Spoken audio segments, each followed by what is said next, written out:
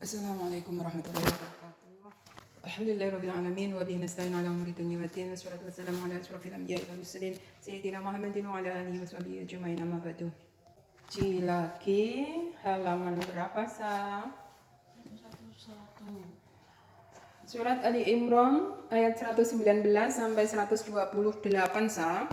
Dengarkan baik-baik, perhatikan dengan tenang. Semoga Allah memberi rahmat kepadaku dan memberi rahmat kepadamu. Amin amin ya rabbal alamin. أعوذ بالله من الشيطان الرجيم بسم الله الرحمن الرحيم ها أنتم أولئك تحبونهم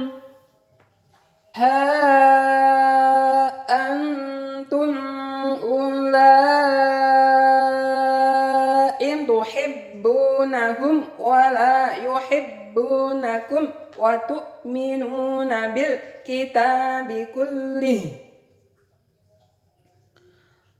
وإذا لقوكم قالوا آمنا وإذا خلوا عضوا عليكم الأنامل من الغيظ قل موتوا بغيظكم إن الله عليم بذات الصدور إن تمسسكم حسنة تسؤهم وإن تصبكم سيئة يفرحوا بها وإن تصبروا وتتقوا لا يضركم كيدهم شيئا إن الله بما يعملون محيط وإذ غدوت من أهلك تبوئ المؤمنين مقاعد للقتال والله سميع عليم إذ همت طائفتان منكم أن تفشلا والله وليهما إذ همت طائفتان منكم أن تفشلا والله وليهما وعلى الله فليتوكل المؤمنون ولقد نصركم الله ببدر وأنتم أذلة فاتقوا الله لعلكم تشكرون إذ تقول للمؤمنين ألن يكفيكم أن يمدكم ربكم ب3,000 من الملائكة منزلين بلى إن تصبروا وتتقوا ويأتوكم من فورهم هذا يمددكم ربكم ب5,000 من الملائكة مسومين وما جعله الله إلا بشرى لكم ولتطمئن قلوبكم به وما النصر إلا من عند الله العزيز الحكيم ليقطع طرفا من الذين كفروا أو يكبتهم فينقلبوا خائبين ليس لك من الأمر شيء أو يتوب عليهم أو يعذبهم فإنهم ظالمون صدق الله العظيم. Alhamdulillah. sudah dibaca. Setelah itu kamu membaca sudah. Sekarang kita mempelajari maknanya, tafsirnya apa sih ya, makna dari Al-Quran, tafsir Al-Quran, dan nanti diambil pelajaran hikmah apa yang kita bisa petik dari firman-firman Allah ini. Isi kandungannya ya apa nanti, dan dipetik pelajaran apa yang kita dapat ambil dari pelajaran ini. Sekarang dengarkan baik-baik, perhatikan dengan tenang. Semoga Allah memberi rahmat kepadaku dan memberi rahmat kepadamu. Amin. Amin ya rabbal alamin. Aku berlindung kepada Allah dari godaan syaitan yang terkutuk dengan menyebut asma Allah yang Maha Pengasih lagi Maha Penyayang. 119. Beginilah kamu menyukai mereka padahal mereka tidak menyukai kamu. Dan kamu beriman kepada kitab-kitab semuanya. Apabila mereka menjumpai kamu, mereka berkata kami beriman. Dan apabila mereka menyendiri, mereka menggigit ujung jari lantaran marah bercampur benci terhadapmu. Katakanlah kepada mereka, matilah kamu karena kemarahanmu itu. Sesungguhnya Allah mengetahui segala isi hati. Jadi ini menerang tentang larangan mengambil orang Yahudi sebagai teman kepercayaan. Jadi sifat-sifatnya yang menukui. Mereka itu tidak menyukai orang-orang yang beriman. Lah Nabi Muhammad itu ya, Nabi Muhammad dan umatnya itu meyakini apa kitab-kitab sebelumnya, ya. Meyakini bahwa ialah orang-orang terdahulu ya, mempunyai kitab yang betul ya, memang betul seperti yang kitab Taurat, kitab Injil, kitab Zabur. Nah, tetapi mereka nggak mau meyakini. Nah, itu sifatnya Yahudi, nggak mau meyakini bahwa Nabi Isa itu nabi ya, utusan Allah dan Rasul, nggak mengakui. Terus apalagi Nabi Muhammad ya ora gelem mengakui sebagai nabi akhir zaman. Nah, jadi mereka itu menganggap dirinya itu yang paling baik menolak. Jadi wong-wong sing beriman wis ngerti ya sifat-sifat mereka. Apabila mereka itu jauh dari orang Islam, ya dia itu memusuhinya. Wong jenenge wong munafik ya. Mulai ning ngarepe wong Islam, ngene ketira apik ya. Aku iki beriman ya an. Itu sifat-sifatnya. Harus kita jauhi orang-orang munafik kaya ngono kuwi, enggak komitmen dengan kebenaran. Saenake dhewe. 120. Jika kamu memperoleh kebaikan, niscaya mereka bersedih hati. Tetapi jika kamu mendapat bencana, mereka bergembira karenanya. Jika kamu bersabar dan bertakwa, niscaya tipu daya mereka sedikit pun tidak mendatangkan kemudaratan kepadamu. Sesungguhnya Allah mengetahui segala apa yang mereka kerjakan. Nah, itu sifat-sifatnya, Dok. Sifat-sifatnya ya pokoknya munafik lah. Apabila di depan orang beriman, kalau mereka itu banyak, dia itu merendah, kayak seakan-akan dia di bawahnya. Tetapi nanti setelah dia jauh dari orang beriman, ya benci, tidak suka sama sekali. Hatinya itu jenenge wong munafik ngono kuwi. Nah, sini benci. Terus sifatnya ada orang beriman itu bahagia, gembira. Itu mereka itu sedih. Orang beriman itu mendapat bencana, ya. Orang Islam itu mendapat musibah, orang Islam itu menangis ya, dibuatnya menangis, mereka malah yang bergembira, berpesta ria, bergembira ya. Seperti itu sifat-sifatnya. Nauzubillah min dzalik. Lah yang di dalam Islam kan gini, seumpama ada tetanggamu apapun agama ya, lagi berduka cita, maka kamu jangan nyetel tip dengan riang gembira. Terus jangan sampai kamu itu mengadakan pesta-pesta seperti orkes, joget-jogetan dan sebagainya. Itu kan adab. Islam selalu mengajarkan adab. Tetapi mereka enggak mengenal jenis adab. Nah, itulah sifat-sifatnya. Jadi kalau orang Islam bersedih, ya mereka itu malah justru bahagia. Tetapi kalau orang Islam bahagia, mereka yang bersedih. Sifat-sifat saya mengakui. Langsung, ya sekarang menerangkan kisah perang Badar dan Uhud. Sabar dan tawakal kepada Allah pangkal kemenangan. Jadi sabar dan tawakal kepada Allah pangkal kemenangan. Ini dalam perang Badar dan Uhud. 121. Dan ingatlah ketika kamu berangkat pada pagi hari dari rumah keluargamu akan menempatkan para mukmin pada beberapa tempat untuk berperang dan Allah Maha mendengar lagi Maha mengetahui. Ketika dua golongan daripadamu ingin mundur karena takut, padahal Allah adalah penolong bagi kedua golongan itu. Karena itu hendaklah karena Allah saja orang-orang mukmin bertawakal. 123. Sesungguhnya Allah telah menolong kamu dalam peperangan Badar, padahal kamu adalah ketika itu orang-orang yang lemah. Karena itu takwalah, bertakwalah kepada Allah supaya kamu mensyukurinya. 124. Ingatlah ketika kamu mengatakan kepada orang mukmin, apakah tidak cukup bagi kamu Allah membantu kamu dengan 3.000 malaikat yang diturunkan dari langit?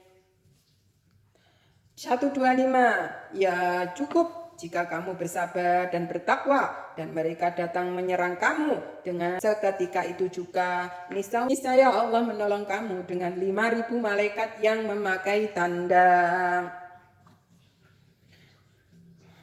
126. Dan Allah tidak menjadikan pemberian bala bantuan itu melainkan sebagai kabar gembira bagi kemenanganmu dan agar tentram hatimu karenanya, dan kemenanganmu itu hanyalah dari Allah yang maha perkasa lagi maha bijaksana. 127. Allah menolong kamu dalam perang Badar dan memberi bala bantuan itu untuk membinasakan segolongan orang-orang yang kafir atau untuk menjadikan mereka hina. Lalu mereka kembali dengan tiada memperoleh apa-apa. 128. Tak ada sedikit pun campur tanganmu dalam urusan mereka itu, atau Allah menerima tobat mereka atau mengazab mereka, karena sesungguhnya mereka itu orang-orang yang zolim. Nah, itulah ayat 119 sampai 128. Yang dapat kita petik, kamu sangat menyayangi mereka semuanya karena kamu berharap semua mendapat surganya Allah. Tetapi mereka benci kepadamu apabila mereka dekat denganmu, mereka menyatakan beriman. Apabila jauh, mereka benci padamu dan tidak beriman kepada Allah dan ayat-ayatnya. Nah, itu sifat-sifat ya, sifat-sifat orang Yahudi ya, munafik ya. Nabi Muhammad itu sayang kepada seluruh manusia. Bahkan orang-orang yang melimparinya ya ketika di Taif itu ya. Nabi Muhammad kan sampai berdarah-darah. Dilempari sampai berdarah-darah. Apa doanya Nabi? Sampai darahnya itu jangan sampai menetes di bumi. Sebab kalau bumi ini ketetesan darah, bumi marah akan orang Taif akan diazab. Tetapi Nabi Muhammad enggak mau mengazab orang, itu enggak mau. Itulah sifat istimewanya Nabi Muhammad. Justru malah mendoakan orang-orang Taif ya untuk keselamatan mereka ya. Nabi Muhammad itu sangat sayang kepada manusia, bahkan orang yang memusuhinya. Terus didoakan, kalau engkau beri hidayah kepada mereka, berilah hidayah kepada anak cucunya. Nah, seperti itu doanya Nabi Muhammad. Nah, itulah yang dimaksud bahwa orang Islam ini sayang kepada seluruh manusia, tetapi mereka ya itu enggak sayang kepada orang mukmin. Orang Islam enggak sayang. Orang Islam itu menyayangi semuanya sebenarnya. Orang itu musuhnya atau itu disayangi semuanya kalau memang menyerahkan diri, terus mereka itu berbuat kebaikan. Sayang. Nabi Muhammad itu malah justru Nabi Muhammad pada waktu itu perang ya. Ada orang kafir kalau sudah menyerah ya, jawabannya kon menolong, gak boleh dibunuh. Lek wis menyerahi gak jangan dibunuh. Tetapi sahabat ya, ada yang membunuhnya. Nah, ada dia panglima perangnya. Terus akhirnya dipecat oleh Nabi. Gak boleh seperti itu. Itulah sifat-sifat rahmatan lil alamin ya yang diberikan Nabi Muhammad SAW sebagai utusan, sebagai penyempurna, sebagai akhlak yang baik yang menjadi suri tauladan untuk umatnya. Terus kita menerangkan tentang sabar dan bertakwa. Sabar dalam bertakwa ini ya, memang wong-wong Islam itu dalam berjuang menghadapi musuh itu dengan bersabar dan bertakwa. Jadi wong lek sabar ya, Tip-tip budaya orang lain itu enggak menjadikan gentar, malah justru menambah semangat. Dalam membela amar ma'ruf nahi mungkar, membela kebenaran. Terus pada perang Badar Allah memberi kemenangan ya karena kesabaran orang Islam, tawakalnya orang Islam, dan disertai doa sehingga diberi kemenangan. Allahu Akbar, Allahu Akbar, adzan. Jadi pelajaran yang dapat kita petik dari pelajaran ini ya sayang ya, jangan sampai kamu itu ya berteman dengan orang-orang yang salah, orang-orang yang tidak baik, ya. Tapi bertemanlah kepada orang yang mendukung keimananmu. Contohnya malah justru kamu itu mendukung, kamu bertambah religius, maksudnya dalam arti pakaian, perbuatan, akhlak. Malah kui justru dukungan, teman nono. Tapi lek uang kui di dalam temanmu itu malah justru mengarahkanmu ke dalam, aku kok semakin jauh ya dengan Allah ketika bersahabat dengan. Nah, itu malah jauh nopo, ini nggak beres ini. No. Terus kamu berteman orang yang mendekatkan dirimu kepada apa? Beribadah kepada Allah, semakin tenang, semakin baik akhlaknya, semakin. Nah, itu berarti ada peningkatan. Maksudnya ada peningkatan keimananmu. Itu tanda-tanda kamu itu sukses. Ada peningkatan iman, ada peningkatan keyakinan, ada peningkatan ilmu, terus sehingga kamu bisa mengamalkan dalam kehidupan sehari-hari itu bisa tenang jiwanya, terus berakhlak yang baik, beribadah dengan baik. Nah, itu berarti kamu itu sukses. Terus hindari teman apabila kamu mendapat kebahagiaan kok temanmu nggak suka apa menyatakan sesuatu yang tidak baik, itu ya hindari. Sebab teman apabila temannya mendapatkan nikmatan malah justru seharusnya itu bahagia, terus mendukungnya dan sebagainya. Nah, begitu juga apabila temanmu itu kamu dalam keadaan susah ya, terus temanmu ikut sedih bahkan sampai menangis, itulah sahabatmu.